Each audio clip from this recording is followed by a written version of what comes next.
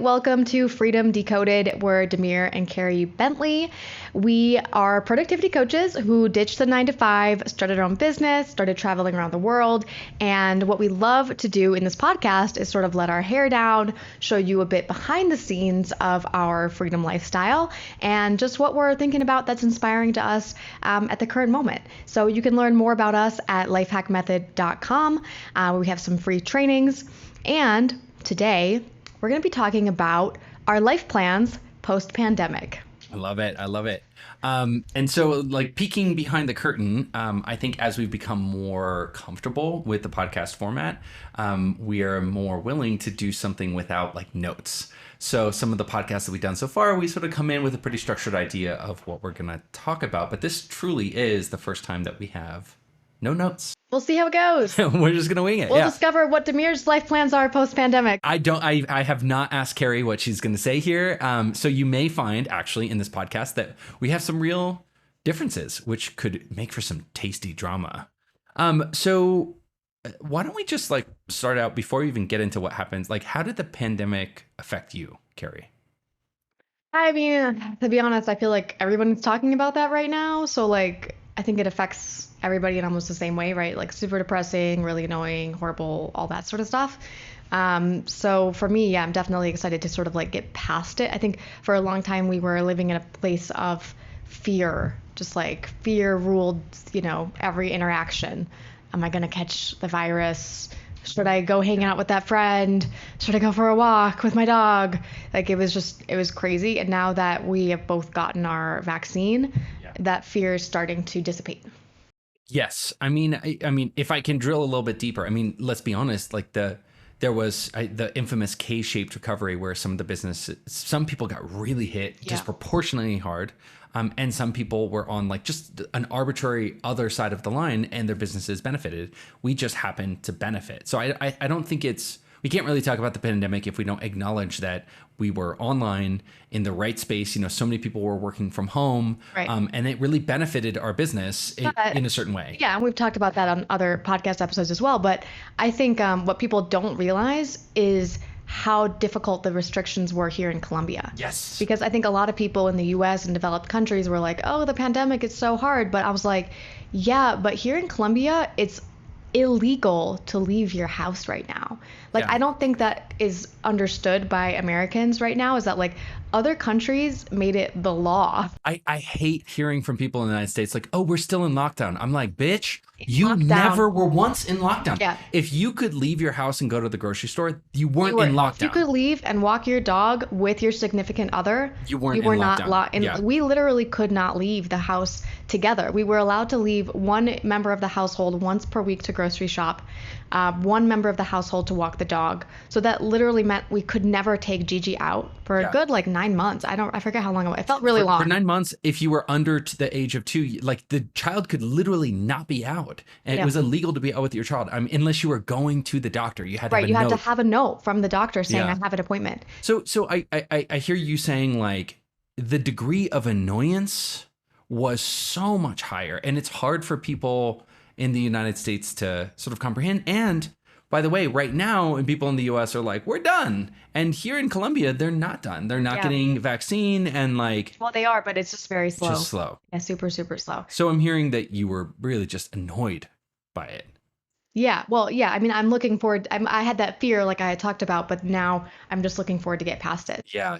And it does feel, and I feel bad even saying this, if like I'm ready to get over it because I've been vaccinated, but we live in a country where people are still in that place of like fear and not going out and people are still like wearing masks everywhere. There's, it's still mask mandates and all that. So by the way, isn't it weird that you and I are vaccinated? There's absolutely no reason that we should wear a mask. And yet, I do feel like socially compelled because I can't explain to the person walking, like if there's an old person walking the other direction. I know you wear a mask. I can't explain to them like, oh, I'm vaccinated. It's no, and then then are they going to believe you? Like I wouldn't. I mean, I'd be like, yeah, sure you are. Sure. Like that's easy to say. But like, especially here, because only people 60 years and up are being vaccinated right now, and we're much younger. Yeah. And they don't know that we're from the US and we were able to go back to the US to get vaccinated. So like, there's a lot of like, we're a very unique case here. There's not a lot of other people our age who are vaccinated. I mean, I'll say that, and not to belabor this, but I'll just say that, like, for me, obviously, the pandemic hit me like really hard emotionally. So there was no real reason for me to be upset in terms of like, the business continued to do good, and it was actually a strangely a good time because we just had a fresh little baby, Right. and so like it sort of locked us in, and so we get to spend a lot of time with Gigi, and like for at the very beginning, we massively cut hours for our nannies and had to step up and do a lot more ourselves, and that was actually a good thing because we got to spend more time with the baby. I mean, so in a real way, I have nothing to complain about, but I'd be lying if I didn't say it took like a really heavy emotional toll. Remember, we went out to dinner for the very first time the other night with some friends, and not even like our best friends in the world, just some friends. And I hugged we were both vaccinated, and I hugged this guy who's like an acquaintance way too long. Like, I was like, really long. I was like holding on to him, and he was like, "Hey, are you okay?" And I'm like, "This is the first hug. time. This is the first hug I've had in like a year and a half." Well, like, from a stranger, or not like, stranger, from an but like from a yeah. No, someone Carey won't hug besides me. Carey won't hug me for you. Obviously, I hug you. No, I think the hugging is unique. It's like the thinking about like or being able to hug people is pretty cool. That's the first plan I have post pandemic is to hug people. There we go. Oh, you are sneaky. You got that one in, didn't you? No, that's great. Actually, like, Hugging man, people. I really. People are saying, oh, like the kisses, like the cheek kisses and the hugging is gonna go away, and I'm like, really? Maybe it'll like once this is done, I feel like people will want to hug more than ever. Oh yeah. I do. Yeah. I mean, I was always like a little bit like weirded out by the whole kissing thing because that just seems unhygienic. Yeah, yeah. But whatever. We'll see. We'll see what happens. I'm not like I'm more of hugging than kissing. Yeah, too. I'm neutral on that. Kissing. I'm neutral on the kissing. Cool. So that's how I guess that's how it affected us. But I guess like what are I have not asked Carey this at all, so I have no idea what she's gonna say. So what do you want to do post pandemic? And I guess maybe a more interesting version of that question is like, how has the pandemic made you think differently about the future? So if you thought about like what you wanted maybe 2 years ago, what your future looked like, does it look any different now post pandemic? I don't think so. I think in the short term, for me, I'm looking at traveling more with Gigi. Yeah. Because originally, when we had her, our plan was to start traveling right away. Mm-hmm. Not traveling full time, but going on trips, making her accustomed to travel, to airplanes, cars, trains, buses, all of that stuff. And basically, now what we have is a child who has never traveled before. Yeah. So we've just recently started taking her on short plane flights, and then a longer one. We took her to Miami when we had to get vaccinated, and then we're taking a longer trip to California. So I'm just excited about that, like getting her used to travel. She's getting older too, so it's easier to travel with her. Yeah. That's cool. And then yeah, I think just getting back to traveling. Yeah. And maybe living a couple months of the year in other spots. Yes. I mean, so let's stay on travel for a second. I mean, I think this is probably like what a lot of people are thinking this. And let's acknowledge that although you and I had a remote, like a location independent job that we owned before the pandemic, what's different for a lot of people post pandemic is that now they can live and work wherever they want. Right. Yeah. And that's a huge freaking difference. Right. And I just want to say, like, this isn't a change for me and you, but if you're listening and you're in the Lifehack like community writ large, like get the hell out of Dodge, there's not a lot of good things that came from the pandemic, but one really good thing is that you can like take the whole operation down to Mexico or over to Europe and like get an Airbnb and like live and work from Europe for a while. And I know this is something that we experienced. It's as good as you think it is. Like it is actually really damn good. Yeah. And I can't wait to get back. So just to sit in this for a second, like what's that I think I know what you're going to say. What's the number one place that you'd like to go travel? Paris. She's got a book right now. She's reading about Paris. I'm reading a book about Paris. That's how obsessed I am. I mean, I think I need to get it out of my system and just like actually live there for a couple months and just be like, okay, now I've done it. Yeah, yeah. Which is funny because Carey loves Paris for the exact same reason I've heard people complain about Paris. People say people are so unfriendly in Paris. And when Carey's in Paris, she's like, oh my God. So unfriendly. It's amazing. She's like, they can just be as rude as they want to be. There's no need to like put on a face or like. No facetiousness. Yeah. Like for example, here in Colombia, people are like fake nice.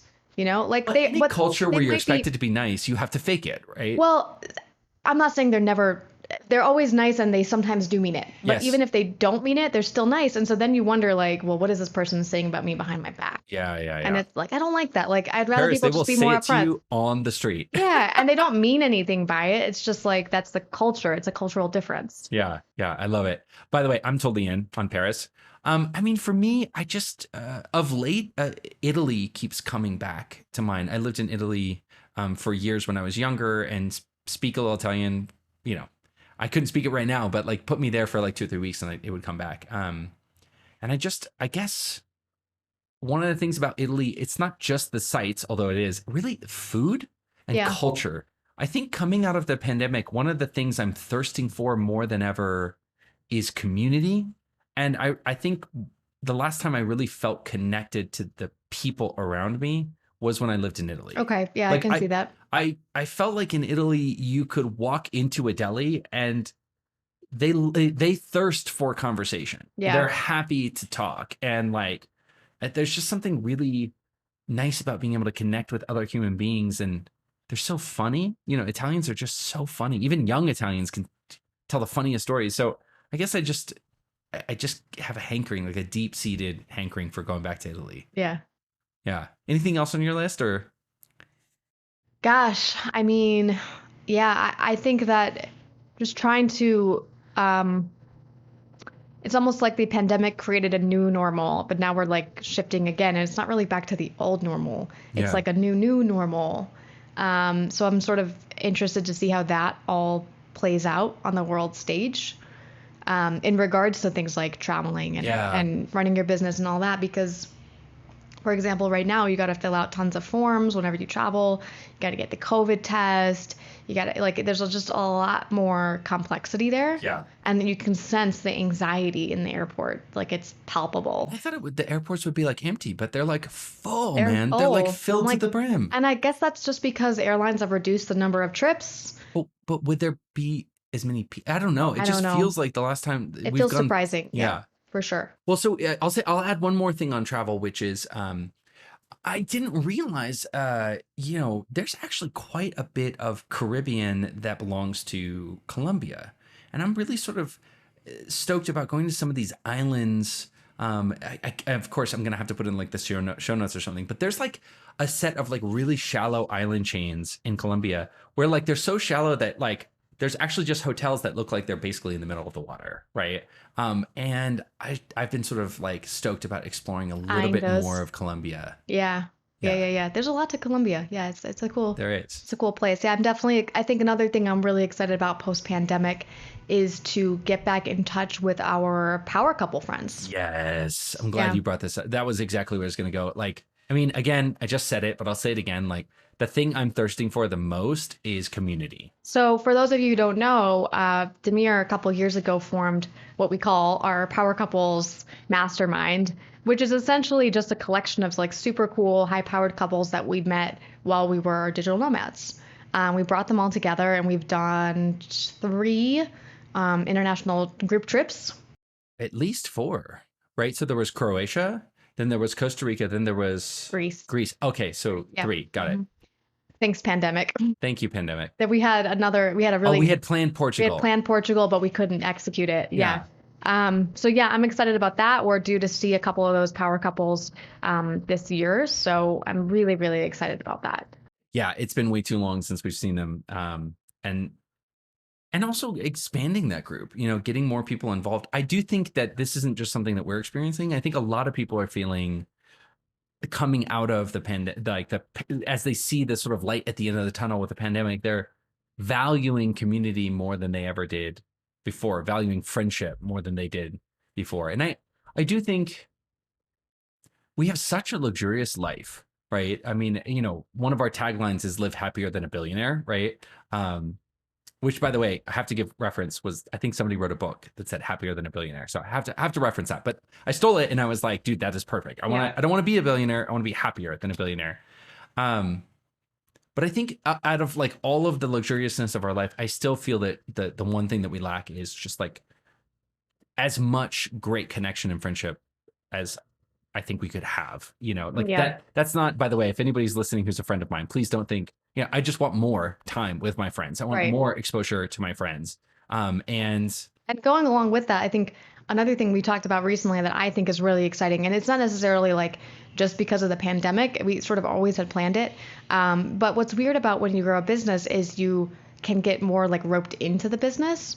And so I think we've established that next year we're actually going to take a couple full months off and we're going to call it a mini retirement. Yes. In terms of making sure that we're setting up our growth in a way that we can still step away, which I think not a lot of people have. But also, like, I think, you know, when we got to a point, and if you don't know about our financial situation, we did a whole podcast about like our journey to financial freedom. But when we got within striking distance of the number that we had set, that was like, this is our, we could conceivably retire if we hit this number. Right. We haven't gotten there yet, but we are within striking distance. And the thing that was interesting is I realized that I was less interested in quitting what I do than ever. Exactly. But when Carey came up and she was like, yeah, but if we're not going to retire, then let's start taking some of that retirement now. And this is a classic Tim Ferriss 4-hour work week concept. So I don't know why it feels so fresh to me, but it feels like that concept, although I read it years ago and has been bouncing around my mind, it feels like now it feels like there's a new dimension to it. Right. It feels more immediate. It feels more real. Like I want to take mini retirements starting next year, but I don't want to, but then not retire. You know, I'd like to work till I'm 90, exactly. but take little mini retirements. And I think it's great having Gigi because she sort of forces us away from the business too. Yes. Because I remember we used to travel a lot, but because we traveled so much, we had to still do work while we traveled, which in some cases became like the whole trip. Yes. So I remember like the last time we were in Paris, for example, well, there was a series of unfortunate events where Demir's laptop got stolen. And so we spent most of the trip in a Parisian police station trying to recover it, which we never did. But the rest of the trip was also, I remember just working, you know, like more or less. Yeah. So like, I'm looking forward to having more trips where we're like vacation. Yeah. Like really off, like stepped away from the business. Like not 100%. Doing anything. Yeah. Yeah. Man, Italy just keeps coming back to mind. here's my gripe with Italy. And we lived there for a month. So you can't say we haven't lived there. Oh, we did. You did it. You did it. And I do love Italy. But the problem is I get tired of the food. Yeah. They don't, I mean, unless you live in like Rome or like a big city, they don't have a lot of international food options. And, you know, as an American, I'm used to eating like my Asian food and all my food. Well, and this is the problem that people who only go to Italy for like a week or 2 weeks are like, what do you mean the food? The food is the draw. And the food is amazing. But when you cross over 2 weeks and you start staying there a month, 2 months, I can promise you, after like a month, you're like, get me on a plane. I need some Thai food or like just anything, anything besides pasta and pizza. Exactly, because that's literally all we had to eat for like a month. Now, you know, just to play devil's advocate, you know, it's also possible that, you know, the cuisine is starting to diversify a little bit. Because how long has it been since we've been there? Like 4 years? I don't know. 4 years? Maybe. Yeah. But we were in a tiny town. So I'm not thinking that's going to change very fast in a tiny town, you know, because it's all about demand. If they don't have demand for it, they're not going to open up new restaurants and all that. Yeah, yeah. Well, I guess there's only one way to find out. You know what? What does have Asian food is Paris. Okay, yeah, and so it's just only think about that. $200 a plate for every single night. Yeah. Whatever. They have like little Tokyo. They have the Asian cuisine that we need. I love it. I love it. Yeah. So what else looks different? I mean, obviously weirdly, our parenting journey has been very typical. Like we literally had a baby and then the pandemic hit like 2 or 3 months later. Yeah. So a lot of our parenting journey has been inside of the pandemic, which means that we haven't been able to go a lot of places with Gigi. We haven't been able to socialize with her like we would have wanted to. Yeah, totally. So I think another thing from a parent, just speaking from that parent perspective, I'd really love to, you know, almost break some of the sort of habits and routines that we have that have been built up around the pandemic, where we basically just hang out inside all the time and try to get out, get her, you know, exposed to other kids and other situations and other people. I just feel like sort of like make up for lost time. Yeah. I mean, thank God she's highly social, right? But that's a miracle because she really hasn't been able to socialize. But I see it too, even when I take her over to our COVID pod group. around those families, which we don't do like all that often. It's very irregular. She gets much more shy than she is at home. Yeah. And so I can already see that she's like, this is like, oh, this is really new and strange and different. Yes. And uncomfortable. And yeah, it would be great to get her to the point where she's like, yeah, like we go on adventures all the time. What would she do at Disneyland with like a ton of kids around, or like in daycare? Like if she starts doing like a nursery type of thing. Right. Like, I just don't need that. So I guess another thing I want to change post-pandemic is like hasten to get her some social exposure. Yeah. And me too. But her too. And me too. But me, along with her. But it's about her, right? What else? Gosh, I mean, I don't know. I guess I'm so excited about those things. What about the business? What's the business look like? I don't know that it looks any different because we had an online business and we'll still have an online business, but just like much the same. Yeah, I mean, well, maybe instead of post-pandemic, like, you know, everything evolves. Here's one thing. I think before the pandemic, we had always sort of toyed with this idea of doing more in-person events. And it's like, I know that's something you were excited about, like actually hosting live events. And then I always felt like I sort of waffled back and forth. I was like, should we be like trying to get on stage? Should we be like going to these things? And everyone's always like, in-person events. I get it. Like it's a lot easier to network, but they just suck for our lifestyle so much. And so I think I'm ready to just like be like, no, like we just don't do that. Just don't. And it's really actually helps us during the pandemic because a lot of these in-person events went online and they grew a ton because obviously like you can have a lot more people attend if you don't have the space limitations. So it's a lot more affordable, a lot more people can come. Like you're seeing that even with like the Tony Robbins, you know, UPW, it's all online now, which is amazing. Yep. So I think that we'll be able to actually get those networking benefits, but maybe from the comfort of our own home now. That's true. Yeah, I love that. I love it. I actually thought you were going to lead up to saying that you wanted to do live events. I was like, oh my God, we're going to break some like crazy news here on this podcast. No. For the record, no.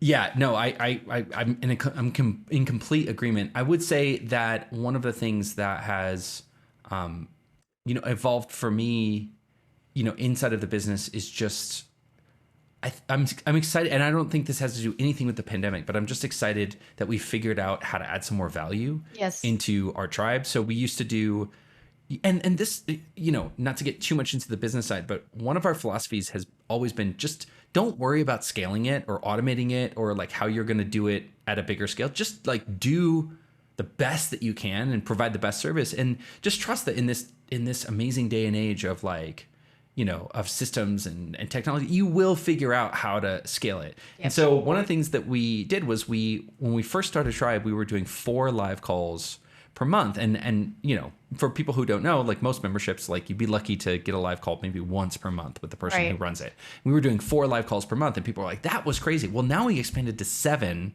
live calls. Yeah, 6 or 7. A lot of live calls, basically. Just like so many that we're losing track. Yeah.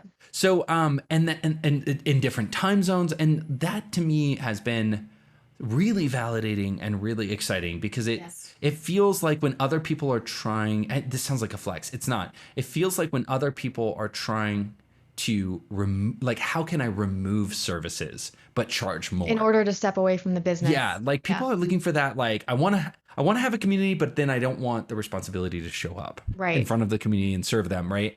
And it feels like we're going the opposite direction, like always trying to figure out like, how do we get more FaceTime with our community, like offer them more value. So that's been something, I wouldn't say that it was pre and post pandemic per se, but it's definitely something that we've been able to figure out recently that I think is going to make a big difference going forward for us. I totally agree with that. I'm really excited about that too. And I think we've done it in a way that, like you said, like we even have a coach coming in from Australia to lead an Australian-based call. So it's like, that's really cool because we're able to serve our existing clients in a better way. Oh my God. And of course, like our kitchen is going to be done. For those of you who are listening to this, if you're wondering why the audio quality is a little bit compromised, it's because we have our noise cancellation app running right now because there's literally construction. Drills, hammers, just saws, actually there's chainsaws outside. I mean, just like just the whole works. So our kitchen will be done. We'll actually have a kitchen. We've been living without a kitchen. I think that has been harder months. than the pandemic thing. Yeah, actually. Like, can you imagine not having a kitchen? Like, we have use of a microwave. That's it. There's no sink. Oh, now we have a hot plate. We have a dinky little hot plate. Why are you complaining, Carrie? We have a hot Well, it plate was supposed to be a 1 month renovation. Of course, that it's now is taking stretching past longer. month 3. But anyway, the end is in sight. The end is, So, yeah, the end is literally insane. We're gonna have running water today. Yeah, it's funny. I mean, I'll bring this up that I was reading an article in bed. Carrie and I were in bed, and she's reading a book, and I'm reading an article, and I turned to her and I was like, this article was about I think it was like the top 10 reasons that people get divorced or like that cause a divorce, and I was like, we're doing like 7 out of these 10. Like, so that it was wasn't like, 7. no. It was like, here, just Really? it was like running a business together, like Okay. starting a business together. Okay, that could result in divorce. Buying a house, right? All right, we were in the process of buying a second apartment at that point. Yeah. So, and that was filled with drama. First child.